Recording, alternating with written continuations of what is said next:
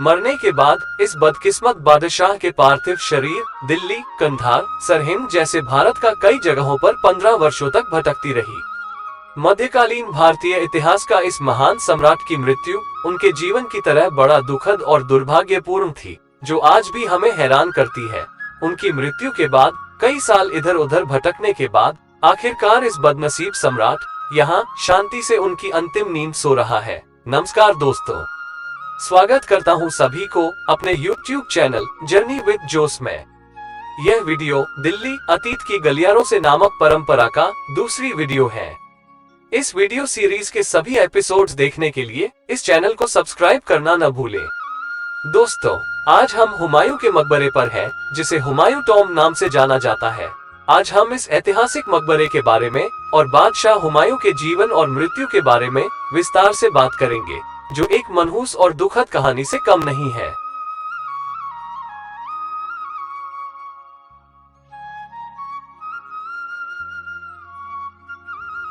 बाबर ने अपने पुत्र का नाम हुमायूं रखा था।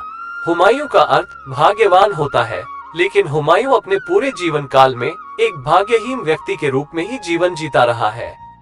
उनकी मृत्यु के बाद भी उनका दुर्भाग्य कई वर्षों तक उनका पीछा करता रहा। हुमायूं बाबर का सबसे बड़ा बेटा था। बाबर की मौत के बाद 30 दिसंबर 1530 को हुमायूं का राज्याभिषेक किया गया। हुमायूं दूसरे मुगल शासक थे जिन्होंने उस समय आज के अफगानिस्तान, पाकिस्तान और उत्तरी भारत के कुछ भागों पर 1531 से 1540 तक और फिर दोबारा 1555 से 1556 तक शासन किया था। हुमायूं की मृत्यु एक दुर्भाग्यपूर्ण हादसे के कारण हुई थी। 24 जनवरी 1556 को हुमायूं अपनी लाइब्रेरी की सीढ़ियों से नीचे उतर रहा था, जो दूसरी मंजिल पर था। इस 2 मंजिला पुस्तकालय को शेर मंडल के नाम से जाना जाता था। यह शेर मंडल आज भी दिल्ली के पुरानी किला में मौजूद है, जो एक टावर की तरह दिखती है। दिल्ली अतीत की गलियारों से नामक इस परंपरा का अगला वीडियो पुराने किले के बारे में होगा और हम शेर मंडल नामक इस पुस्तकालय के बारे में उस वीडियो में विस्तार से बात करेंगे। हाथों में ढेर सारी किताबें लेकर हुमायूं अपने पुस्तकालय की सीढ़ियों से नीचे उतर रहा था। जब हुमायूं सीढ़ियों से नीचे उतर रहा था तो उसे मस्जिद से आजान की आवाज सुनाई दी। हुमायूं की आदत थी कि नमाज की पुकार सुनते ही जहां कहीं भी होता पवित्र श्रद्धा के साथ झुक जाया करते थे। घुटने टेकने की कोशिश में सीढ़ियों से फिसलकर वो कई कदम नीचे गया और उसका सिर पत्थर के किनारे पर जा लगा। 3 दिन बाद उनकी मृत्यु हो गई। मृत्यु के बाद उनके शरीर को दिल्ली के पुराना किला में उनके महल में दफना दिया गया था। बाद में जब हिंदू सम्राट हेमू द्वारा पुरानी किला पर कब्जा कर लिया गया था, तो भागती हुई सेना द्वारा हुमायूं के शरीर को निकाला गया और पंजाब के कलानौर ले जाया गया, जहां उनका पुत्र अकबर शासक था। उनके शरीर को पंजाब में फिर से दफनाया गया था। पानीपत की दूसरी लड़ाई में अकबर ने हेमू को हराकर मार डाला और हुमायूं के शरीर को वापस दिल्ली लाया गया और दिल्ली पुराना किला में फिर से दफनाया गया। 1571 में हुमायूं के मकबरे का निर्माण पूरा हुआ और उनके शरीर को पुराने किले से निकाला गया और इस स्थान पर दफनाया गया। हुमायूं के मरने के विषय पर इतिहासकार लेनपुल लिखते हैं कि हुमायूं जीवन भर ठोकरें खाता रहा और ठोकर से ही उसके जीवन का अंत हुआ।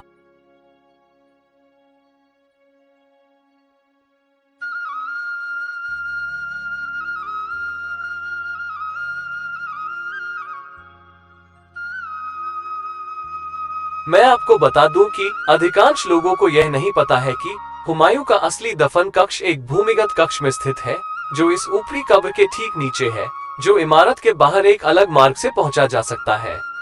नीचे तक आम पर्यटकों को पहुंच नहीं दी गई है, यह आमतौर पर बंद रहता है।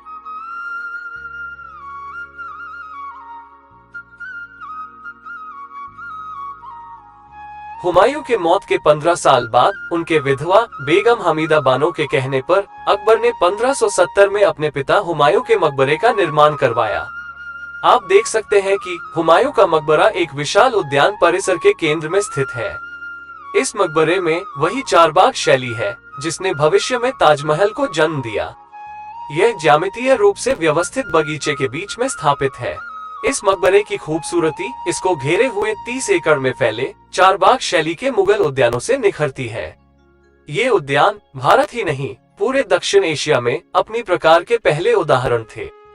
ये 4 भागों में पैदल पथों और 2 विभाजक केंद्रीय जल नालिकाओं द्वारा बंटा हुआ है।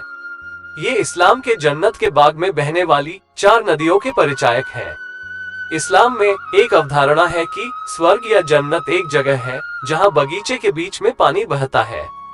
इसे 4 बाग कहा जाता है क्योंकि पूरे बगीचे को 4 भागों में विभाजित किया गया है। इस प्रकार बने 4 बागों को फिर से पत्थर के बने रास्तों द्वारा 4-4 छोटे भागों में विभाजित किया गया है। इसी तरह कुल मिलाकर 32 भाग बनते हैं।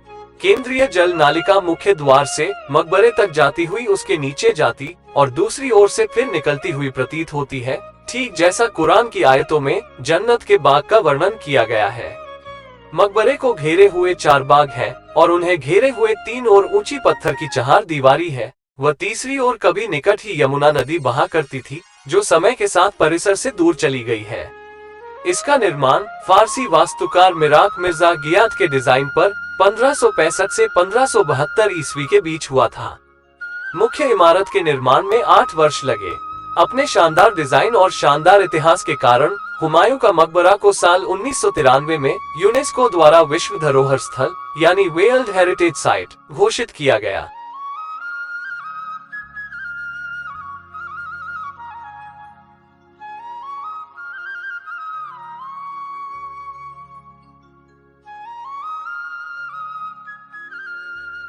यहाँ कई अन्य राजसी लोगों की भी कब्रें हैं। यह सुनकर आपको हैरानी होगी कि हुमायूं के मकबरे में हुमायूं के अलावा उसके परिजनों के 160 कब्र भी इसमें बनाए गए। हुमायूं की कब्र के अलावा उसकी बेगम हमीदा बानो तथा बाद के सम्राट शाहजहां के ज्येष्ठ पुत्र दारा शिकोह और कई मुगल शासकों की कब्र है। इसमें कई राज दफन है और इसके बारे में कई सारे किस्से कहानियां प्रचलित है। सन 1947 में भारत के विभाजन के दौरान मकबरा और उसके बाग शरणार्थियों के रहने की प्रमुख शरणार्थी शिविर बन गया। ये शरणार्थी यहाँ करीब 5 साल रहे और इस दौरान बागों और मकबरे के प्रमुख भवनों को काफी नुकसान पहुँचा।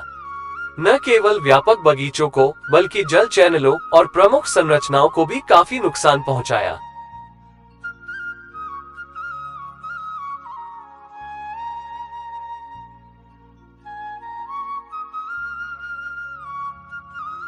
दिल्ली की जमीन पर ना जाने कितनी रियासतें जमींदोज हैं।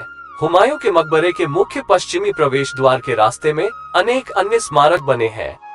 उनमें से प्रमुख है ईसा खान का मकबरा। ये मकबरा मुगल सल्तनत से पहले सूरी वंश के शेर शाह सूरी के सेनापति ईसा खान का खूबसूरत मकबरा है, जो लोधी वंश की वास्तुकला का एक बेहतरीन उदाहरण है। आइए ईसा खान के मकबरे पर एक नजर डालते हैं। यह ईसा खान नियाजी का मकबरा परिसर है, जो सूरी वंश के शेर शाह सूरी के दरबार में एक अफगान कुलीन था, जिसने मुगलों के खिलाफ लड़ाई लड़ी थी। अष्टकोणीय मकबरा एक अष्टकोणीय उद्यान के भीतर स्थित है। ईसा खान ने अपने मकबरे का निर्माण अपने जीवन काल के दौरान करवाया था। कहा जाता है कि 1562 और 1571 के बीच इस मकबरे का निर्माण कराया गया था। आइए हम मकबरे के अंदर जाकर देखते हैं।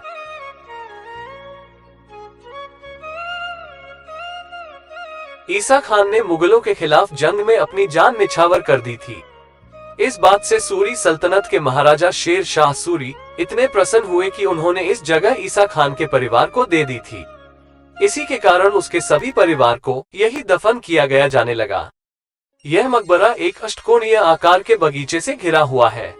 क्योंकि इस मकबरे के बारे में कम ही लोग जानते हैं, इसलिए यहाँ लोगों की भीड़ भी बहुत कम होती है। 19वीं सदी के शुरुआत तक मकबरे के अहाते में मुगल वंश के कुछ परिवार रहते थे। 20वीं सदी तक मकबरे के आसपास का ज्यादातर हिस्सा मिट्टी में दब चुका था। साल 2011 में आगा खान ट्रस्ट और पर्यटन विभाग की कोशिशों के बाद मकबरे को वापस उसी हाल में लाया गया जैसा वो 15वीं सदी में था।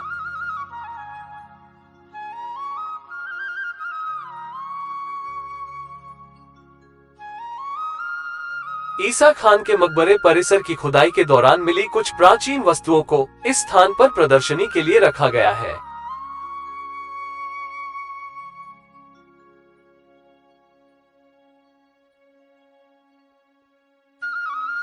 अब आप जो देख रहे हैं उसे अरब सराय गेट के नाम से जाना जाता है। कहा जाता है कि इसे मुगल सम्राट हुमायूं की विधवा हाजी बेगम ने 1561 में बनवाया था। इसका निर्माण लगभग 300 अरब शिल्पकारों के ठहरने के लिए किया गया था। ये शिल्पकार वे लोग थे जिन्हें अरब देशों से हाजी बेगम द्वारा हुमायूं का मकबरा बनाने के लिए लाया गया था। इन शिल्पियों ने ही हुमायूं के मकबरे का निर्माण कराया।